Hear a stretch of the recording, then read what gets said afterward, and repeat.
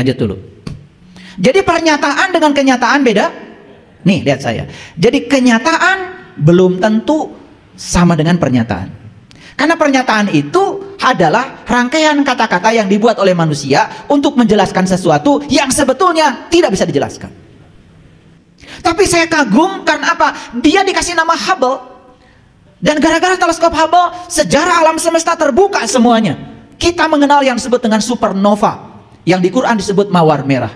Fa'idha sakotis sama'u fakanat wardatan kadihan fabi ayyi ala'i rabbikuma tukadziban. Ketika langit ruhanimu terbuka, saat itu kau akan menyaksikan merah mawar seperti kilapan minyak. Siapapun yang sudah menyaksikan itu dalam dirinya, dia sudah menemukan kebenaran. Sudah belum?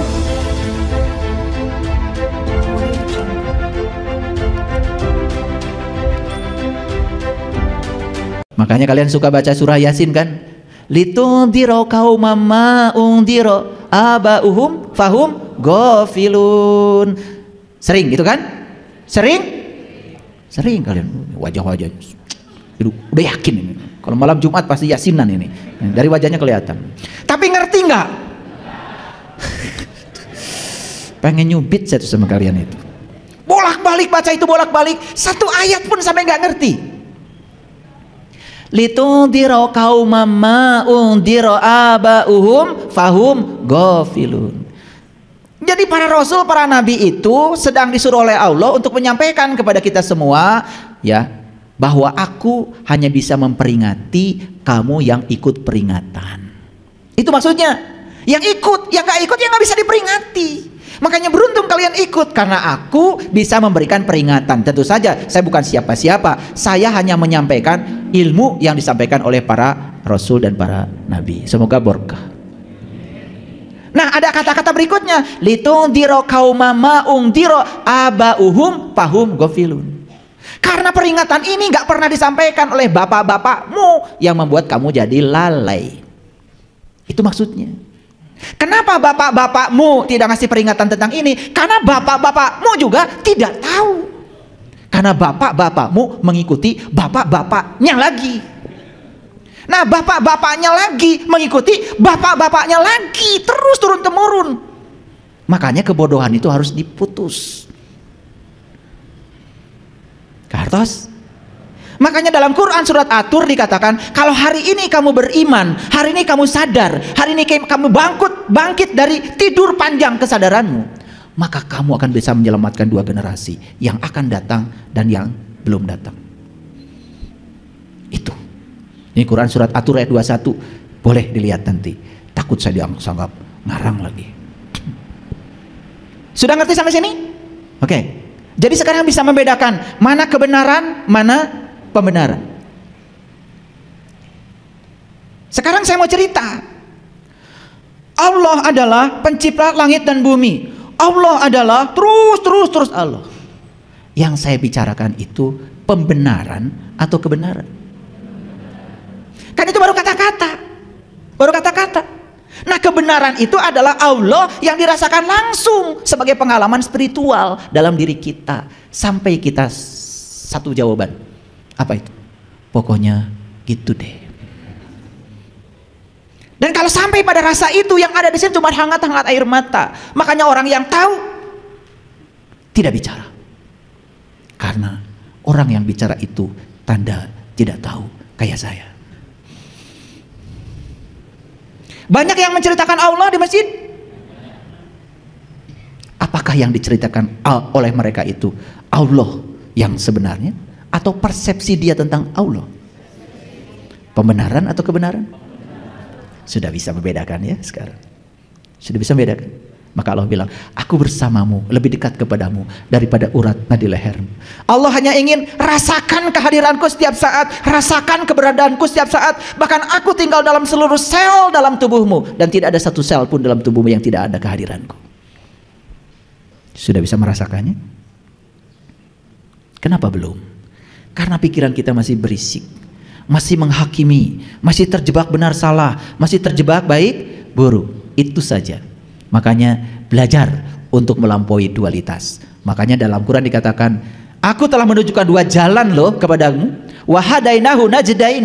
Tapi Allah bilang, jangan pilih salah satu. Fala aqtahamal aqobah, cobalah jalan mendaki. Fakku raqobah, dan bebaskan kamu dari perbudakan. Perbudakan apa? Perbudakan benar salah, baik buruk, itulah perbudakan. Dan kita setiap hari diperbudak oleh itu. Begitu orang lain bilang, wah dia itu anu-anu, kita ikut membenci, padahal kita tidak tahu. Begitu? Sepanjang pikiran kita masih dididik seperti itu, saya kasih tahu sama kalian semua, kita tidak akan mencapai keheningan yang namanya hening cipta, dan kita tidak akan menemukan realitas kebenaran dalam diri. Oke, lanjut dulu. Siapa pemilik kebenaran? Satu, mereka yang polos dan lugu, yang bisa menerima setiap hal apa adanya, tidak suka dengan rekayasa pikiran. Hati-hati loh dengan intelektualitas, karena intelektualitas itu kadang-kadang menipu. Kalau ada orang yang menjelaskan ini, menjelaskan itu, semua penjelasan adalah persepsi. Itu yang disebut dengan pengetahuan konsep. Dan harus yang kita cari adalah pengetahuan rasa. Pengetahuan konsep dengan pengetahuan rasa beda. Jadi kalau tadi jeruk adalah sebuah buah yang terbuat dari ini itu, warnanya kuning, rasanya itu pengetahuan konsep, semua kata-kata. Karena yang sebenarnya jeruk adalah makan. Gimana jeruk? Gitu. Beda dengan semangka. Beda. Semangka gimana? Gitu. Buah naga? Gitu. Coba disuruh memejamkan mata, kasih buah yang macam-macam, bisa bedakan. Apa ini? Jeruk. Jeruk apa? Ini kayaknya ini sankis nih. Wow. Betul nggak? Ini jeruk nipis ini. Ini purut kayaknya ini. Sampai jenisnya tuh bisa itu. Betul nggak? Semua kebenaran itu di sini. Di sini ada alatnya untuk mengecek kebenaran itu. Makanya sekarang bedakan mana pengetahuan konsep, mana pengetahuan rasa. Karena kebenaran ada dalam rasa, bukan rarasaan. Awas, rarasaan teh asa bener. Betul nggak? Iya, salah pasti. Mereka yang kosong dan terbuka. Gelas kalau kosong nih, kalau kosong ada kemungkinan bisa diisi. Kalau terbuka nih, kafir. Kalian sembarangan bilang orang kafir sama orang lain yang berbeda keyakinan. Duh, kampungan. Nih kafir tuh ini, cover. Buka covernya. Sudah kosong, buka covernya, bisa diisi? Bisa. Tapi sudah isi, ada covernya tertutup. Gak bisa. Makanya kebenaran miliknya orang yang kosong dan terbuka. Yuk terbuka. Jujur pada diri sendiri. 3, kebenaran miliknya mereka yang rendah hati. Orang yang sombong tidak pernah dialiri kebenaran. Oleh karena itu sudah kosong, sudah terbuka. Kalau tempatnya masih di atas, siapa yang mau ngisi? Males.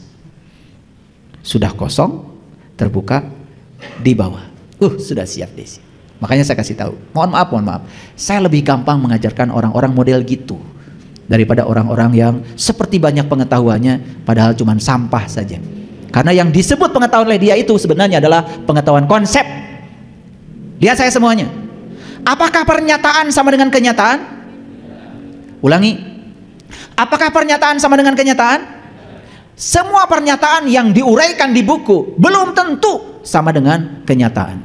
Makanya kasihan tuh anak di sekolah, kasihan mahasiswa disuruh mendefinisikan ini, mendefinisikan itu, padahal semua itu adalah pengetahuan konsep. Betul? Nah, oke. Nah, siapa pemilik kebenaran? Mereka yang tahu kalau dirinya tidak tahu. Siapa pemilik kebenaran? Mereka tidak perlu menempuh sekolah-sekolah tinggi, karena kebenaran itu urusan kesadaran, urusan pengalaman. Saya bukan menyepelekan yang sekolah tinggi, tidak. Sekolah tinggi tentu saja bagus, biar punya kertas buat melamar pekerjaan. Silahkan yang mengagung-agungkan kertas, cari kertas. Duit kertas, ijazah kertas, sertifikat kertas. Apalagi? Surat tanah kertas. Silahkan yang senang mengumpulkan kertas, selamat deh. Iya, bahkan kertas pun dipertuhankan. Oke, lanjut dulu.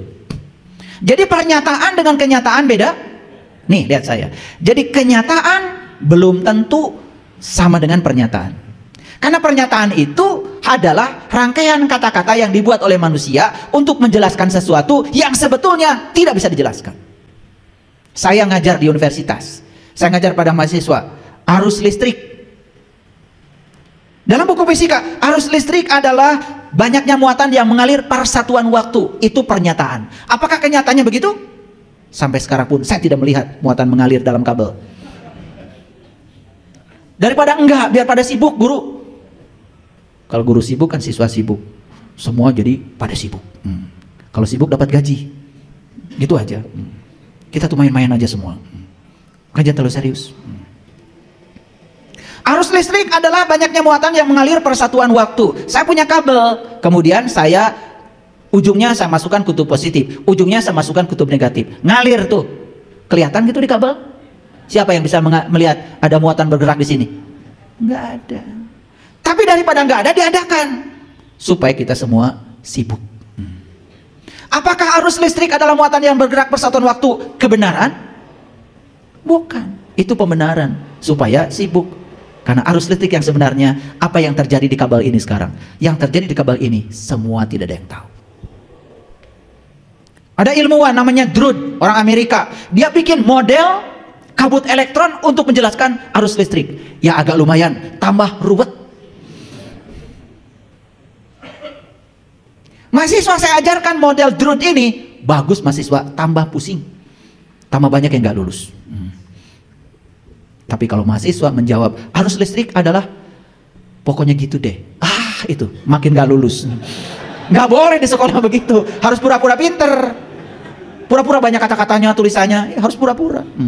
Di sekolah harus pura-pura. Kalau arus listrik adalah apa yang terjadi di kabel itu saya tidak tahu, tambah nggak lulus. Ngerti ya? Ini kuliah udah tingkat tinggi nih ya, supaya mengerti mana kebohongan, mana kebenaran.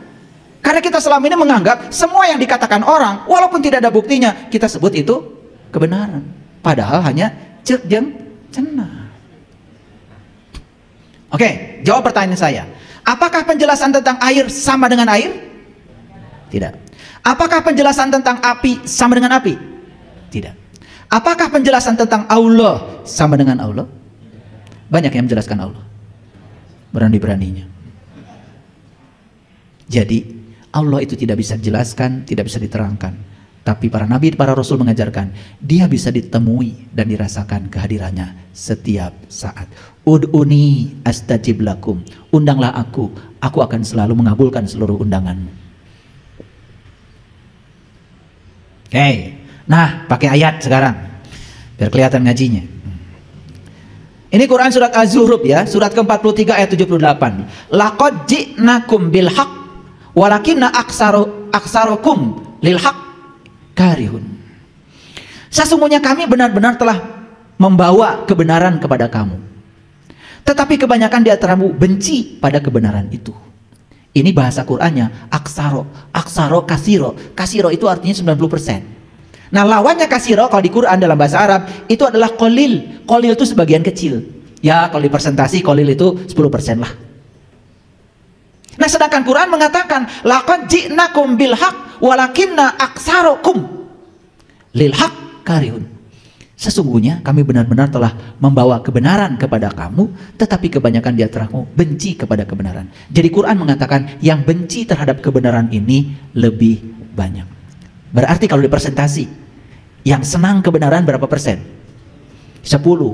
Yang benci kebenaran 90. Berarti yang senang definisi, yang senang penjelasan berapa persen? Yang senang dongeng, cerita berapa persen? Yang percaya pada dongeng, cerita berapa persen? Banyak? Siapa di antaranya? Jangan-jangan kita ikutan yang 90. Makanya di Quran surat Al-Kahfi kan jelas, masuklah kamu ke dalam golongan yang sedikit, masuklah ke dalam gua yang bisa memberikan kamu keselamatan. Bukan masuk ke gua situ. Tahu gua? Gua atau gue? Gue itu aku. Artinya masuklah ke dalam gua, meniti ke dalam dirimu, temukan diri sejatimu itu. Karena meniti ke dalam diri pasti dapat pengalaman. Mana yang paling bagus? Cerita Musa atau menjadi Musa? Jawab yang betul. Cerita Musa atau jadi Musa? Kalau cerita Musa dapat apa? Dongeng tentang Musa. Kalau jadi Musa dapat apa? Dapat pengalaman seperti yang dialami Musa. Bisa membedakan mana pembenaran, mana kebenaran?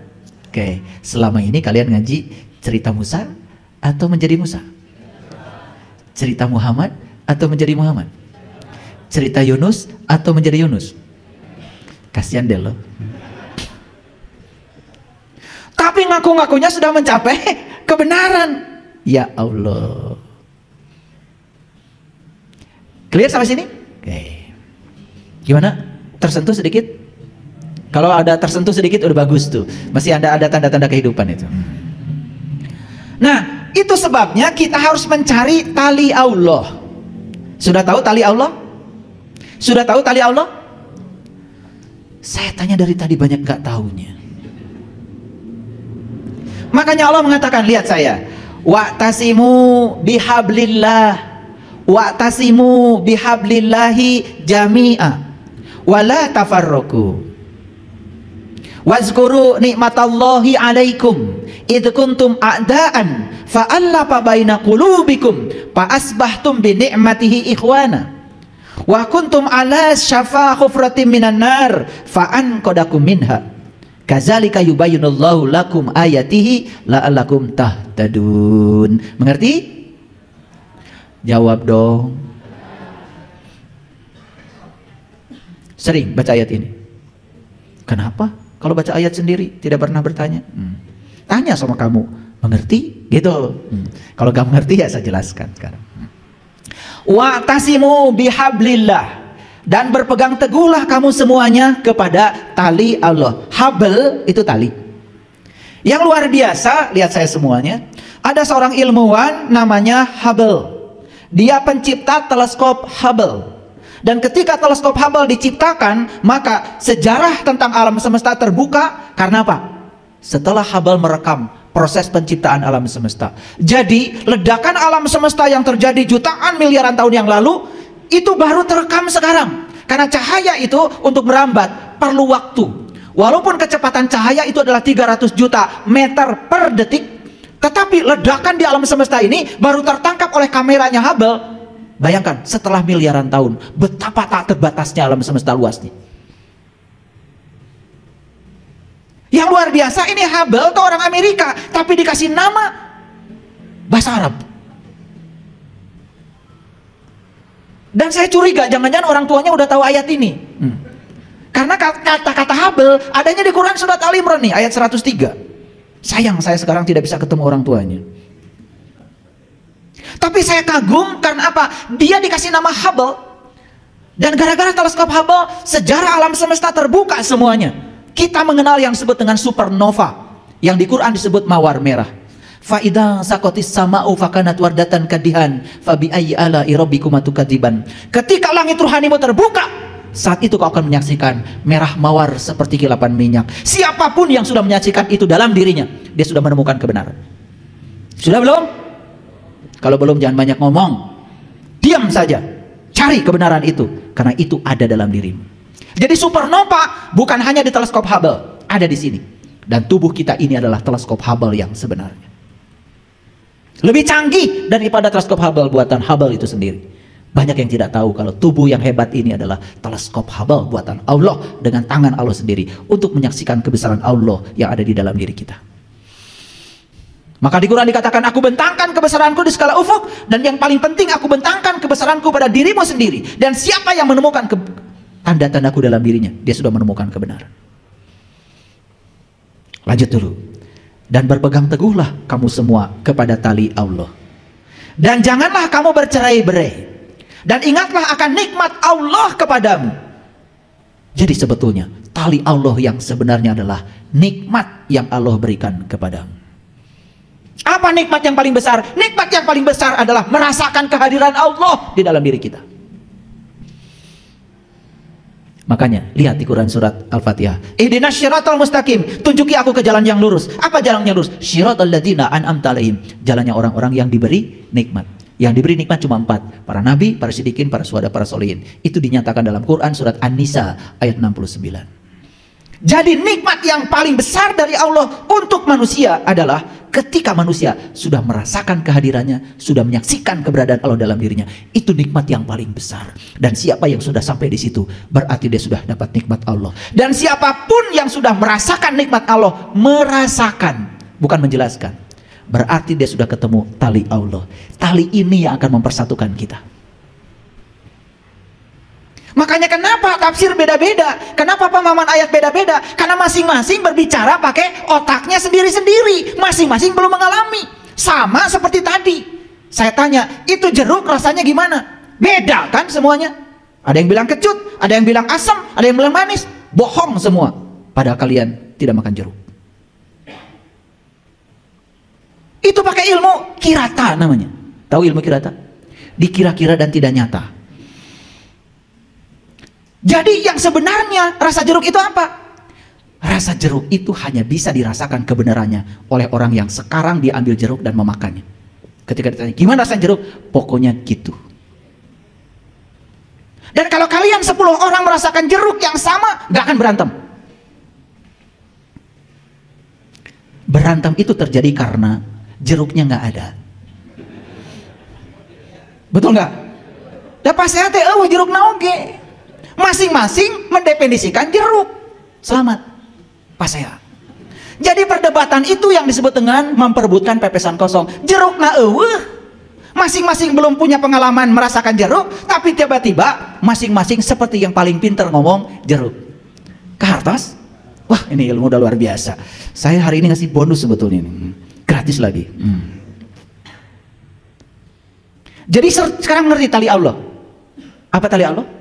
Tali Allah itu adalah pengalaman bersama Allah, pengalaman merasakan kehadiran Allah. Dan setiap orang yang sudah merasakan pengalaman itu, apapun sebutannya buat dia, gak penting lagi.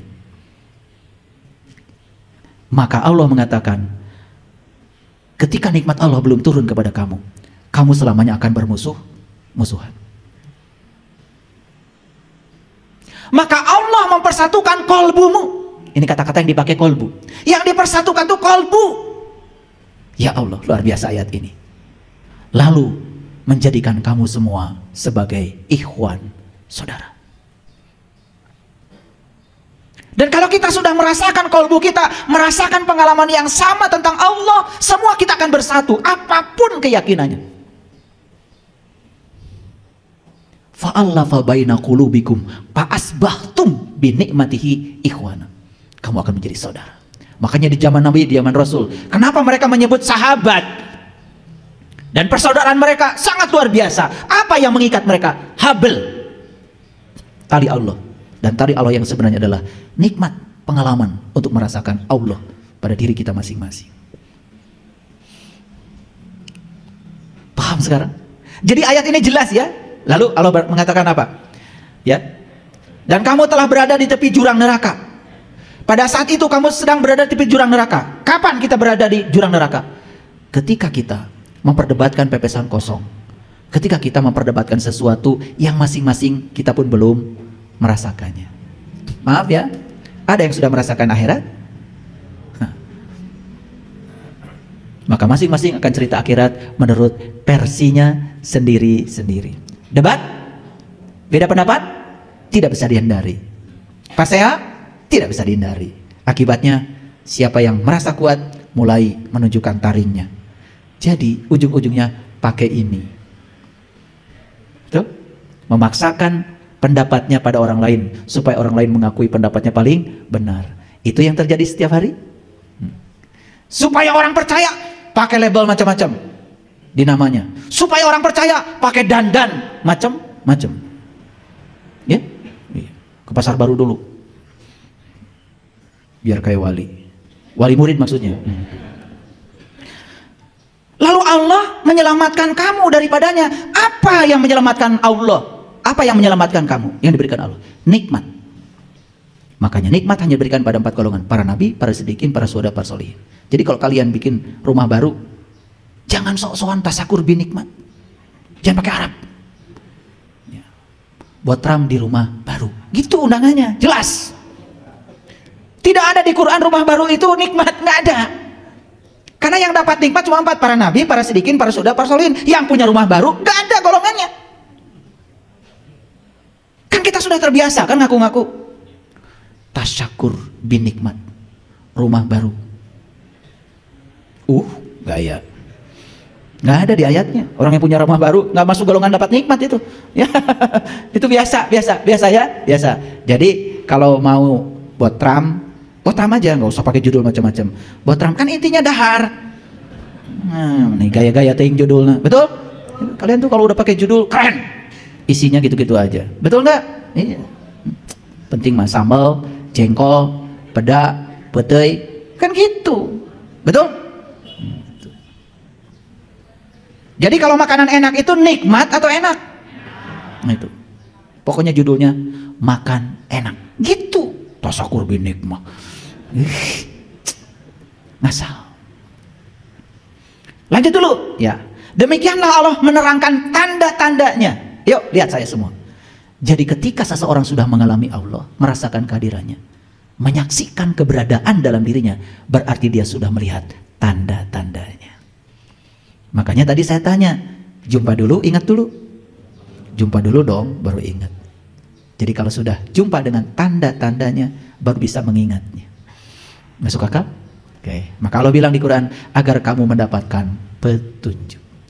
Ayat ini keren sekali. Udah ketemu sekarang? Hablum minallah, Wa'tasimu bihablillah. Sudah ketemu tali Allah? Apa tali Allah? Nikmat, merasakan. Sudah bisa merasakan? Yuk, yang belum merasakan, rasakan. Begitu sampai di dimensi rasa, kita nggak berantem lagi. Maka Allah akan jadikan kamu menjadi ikhwan. Fa asbahtum bin nikmatihi ikhwan. Wah. Jadi kalau Quran dibedah keren ya? Keren nggak? Keren. Makanya Allah bilang wal takum minkum ummatun yad'una ilal khair wa ya'muruna bil ma'ruf wa yanhauna 'anil munkar wa ulaika humul muflihun. Ingin jadi orang beruntung? Ingin jadi orang beruntung? Saya kasih tahu resepnya. Kalau ingin jadi orang beruntung, satu, kata Allah, jadilah orang yang berbuat kebajikan.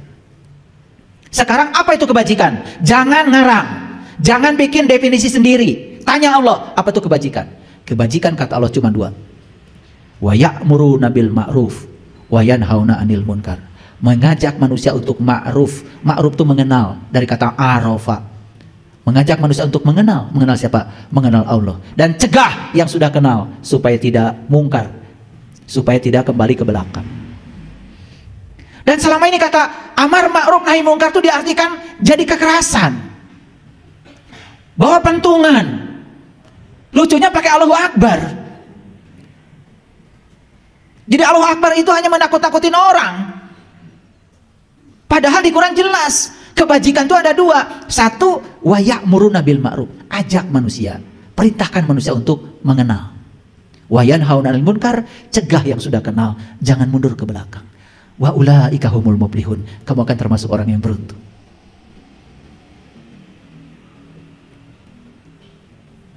Makanya dalam Quran surat Al-Baqarah ayat 176, catat aja ayat-ayatnya. Yang demikian itu adalah karena Allah telah menurunkan kitab dengan benar. Dan sesungguhnya orang-orang yang berselisih tentang kitab itu benar-benar dalam penyimpangan yang jauh.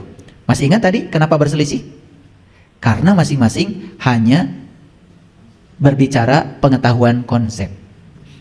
Masing-masing belum mengalami pengalamannya. Sedangkan kitab sendiri kan artinya adalah kalamullah. Kalam itu sifat, Allah itu adalah zat. Jadi kalamullah yang sebenarnya adalah Allah itu sendiri. Jadi kitab yang sebenarnya adalah itu.